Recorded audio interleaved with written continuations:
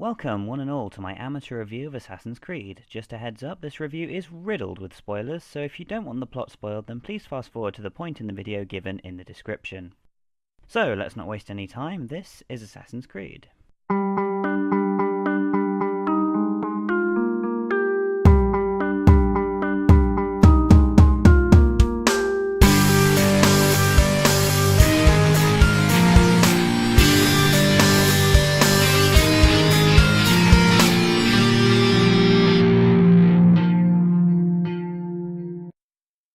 The game is all about a fictional war between the Templars and the Assassins. The Assassins, while historically Muslim, are portrayed as atheist in this game. According to Wikipedia, the Assassins actually worked for both sides during the Crusades, depending on who offered them the most money, but let's ignore that since this is historical fiction. Both groups want to make the world a better place, but take very different approaches. While the Assassins believe in progress through free will and rational thinking, the Templars want absolute control. Now that the backstory is out of the way, let's look at the actual story. Meet Desmond Miles, a young bartender with the personality of a golf umbrella who has been kidnapped by Abstergo, an evil Templar corporation who need Desmond to help them find an ancient artifact. What will this artifact do? Well, I guess it'll make doing evil stuff a little easier for them. Maybe. To do this, they use Desmond's DNA to relive the memories of his ancestors. This may seem like they might be pushing it a bit on the sci-fi bullshit, but if Star Wars can treat a parsec like a unit of time, then I guess anything's possible, isn't it? They do at least try and fabricate an explanation. Genetic memory, if you will. Migration, hibernation, reproduction. How do animals know when and where to go? What to do? That's just animal instinct. Now you're arguing semantics, Mr. Miles. Whatever you call it, the fact remains. These creatures hold knowledge absent the requisite first-hand. Suddenly, thanks to a machine called the Animus, we're back in the Third Crusade and living the life of high-ranking assassin Altair ibn al-Ahad, a hothead with the uncanny ability to climb ladders like an absolute boss and imitate accents that don't even exist yet. Would you have me kill them both then? Clever how? Give me names and I'll give you blood. So I will. Come on guys, every other character got one. Where's Altair's fake accent? Maybe Richard the Lionheart got it by mistake. This is a strange place we find ourselves in. So anyway, Third Crusade, Richard the Lionheart, Altair is basically the Syrian equivalent of Robin Hood. Except instead of taking from the rich and giving to the poor, he stabs the rich and... well, I'm not sure the poor like him all that much either. Take that! We begin our story in the Temple of Solomon. Hold, Templars! You are not the only ones with business here. Well, this explains my missing man. And what is it you want? Blood.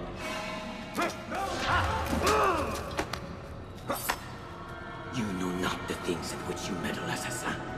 I spare you only that you may return to your master and deliver a message. The Holy Land is lost to him and his. He should flee now while he has the chance. Stay, and all of you will die.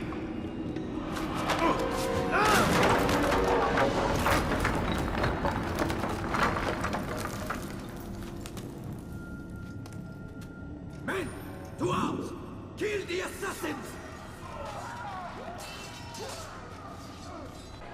I trust your mission was a success. A complete success. No catastrophic fuck-ups whatsoever. Just as we reach Al-Mualim, the assassin master, Malik, one of the assassins that was with Altair in the temple, arrives having retrieved the artifact at the cost of his own left arm and the life of his brother. Yes, thanks to Altair's stupidity, Malik's brother got killed by Robert de Sable, the guy we tried and failed to assassinate in the temple. Malik reveals to Al-Mualim that the mission failure was completely Altair's fault for not following the Assassin's Creed. Altair's well-deserved bollocking is cut short on account of Masyaf being under attack by Templars, de Sable no less. So after fending off Robert de Sable and his Templars, Altair is stripped of his rank and told that if he wants to redeem himself he must assassinate 9 evil men, a journey which takes our hero to Damascus, Jerusalem, and Acre, whatever. Altair can't just assassinate his targets. He has to first speak with the bureau leader, gather information on his target by interrogation, eavesdropping, pickpocketing the clues, or doing informer missions, which I never do, and then go back to the bureau leader to be sent on the mission. Oh, by the way, the bureau leader in Jerusalem is now none other than Malik.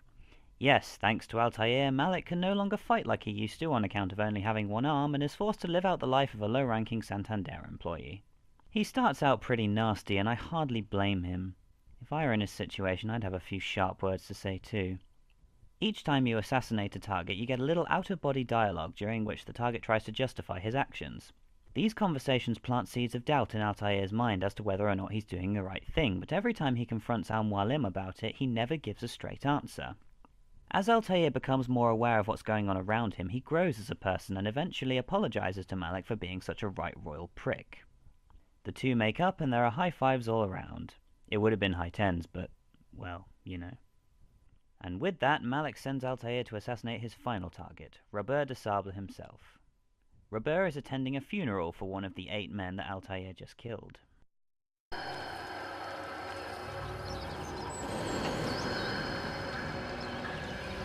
As you know, this man was murdered. We have tried to track his killer, but it has proved difficult. These creatures cling to the shadows and run from any who would face them fairly. But not today, for it seems one stands among us. He mocks us with his presence and must be made to pay. Seize him! Bring him forward that God's justice might be done! Oh, you're talking about me, right, sorry. Yeah. While we're being gang raped, I'll draw your attention to Robert's shouting. Sounds kind of feminine, doesn't it? Turns out Robert has sent Maria, Altair's future wife, to be his body double. Altair lets her live on account of her not being his target. Wait, lets her live? He just stabbed her in the neck. I don't think people really recover from that.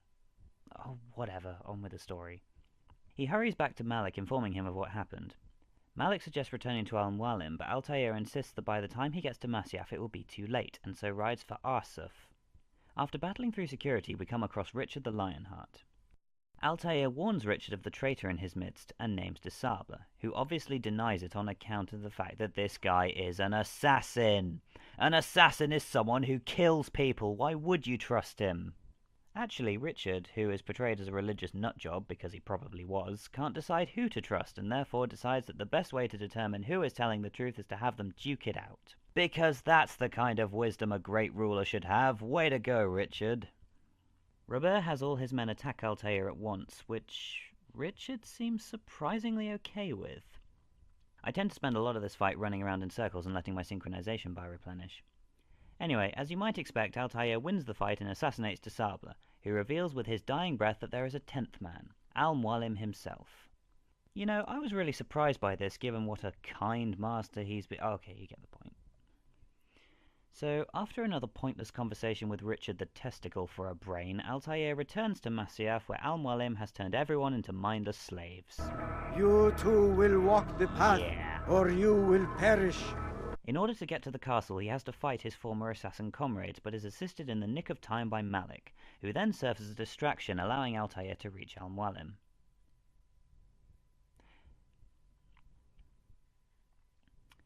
Al-Mualim's battle strategy involves using the apple to create illusions, including images of the 9 men you just killed.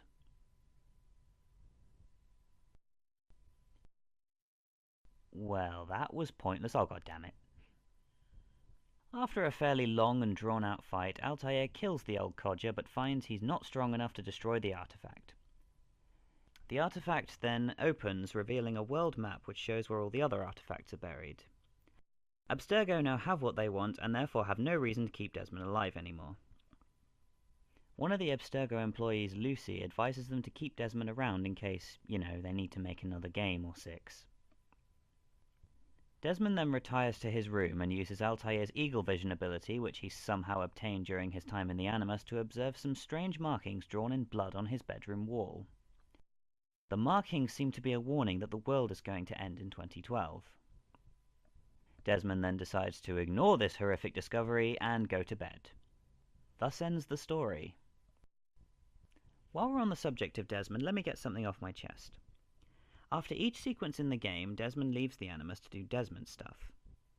When I first played this game, I was infuriated by the sheer amount of times I was forced to do this, because it really brings the pace to a near screeching halt. Also, and I know this is a stupid thing to complain about, but it bothers the hell out of me, Abstergo don't feed him once in this entire game. Seriously, in the however many days you see him at Abstergo, not once does he eat, drink, or go to the loo. He just wakes up, gets in the Animus to play a video game, goes to bed. Wakes up, plays a video game, goes to bed. Wakes up, plays a video game, goes to bed. Up, video game, bed. I'm actually starting to sympathize with this guy. While out of the Animus, Desmond's top speed is that of a mildly athletic snail, and his routine involves poking around for clues as to what's going on outside the walls. And it's really boring.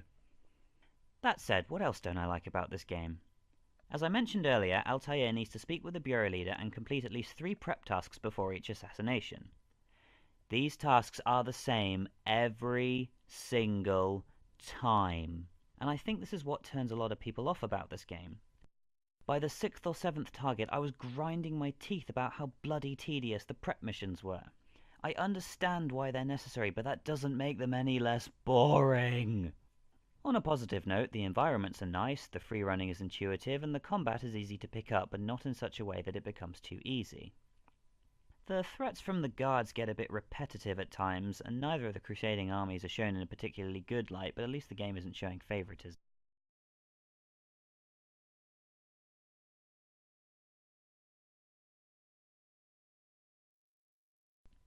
The hell?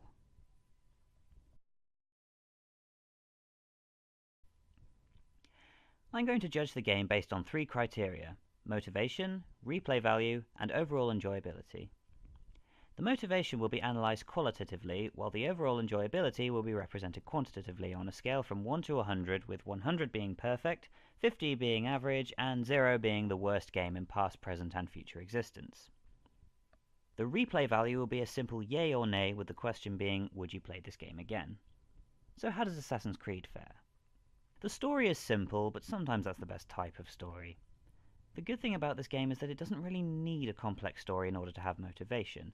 It's in your interest to kill these people in order to climb back up the ladder. What hinders my desire to play this game is that Altair is a total douche who initially doesn't even apologize to Malik for what happened to him. I understand that he needs to grow as a character, but that didn't mean they had to start him off as a total prick. The story is interesting enough to make me want to reach the conclusion, so I guess as far as motivation goes, it's passable. I give Assassin's Creed a respectable 62 for enjoyment.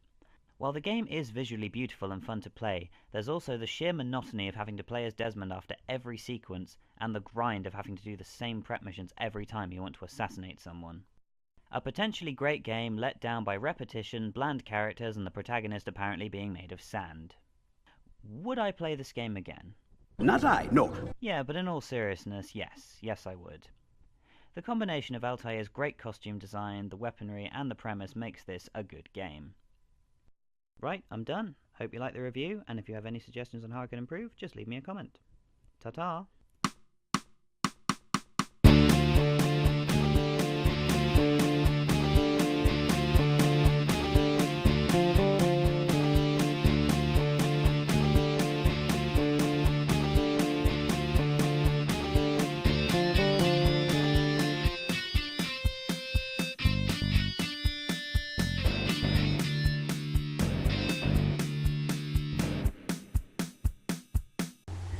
Okay, so this is the part of the video I'm supposed to tell you to like, subscribe, check us out on Facebook.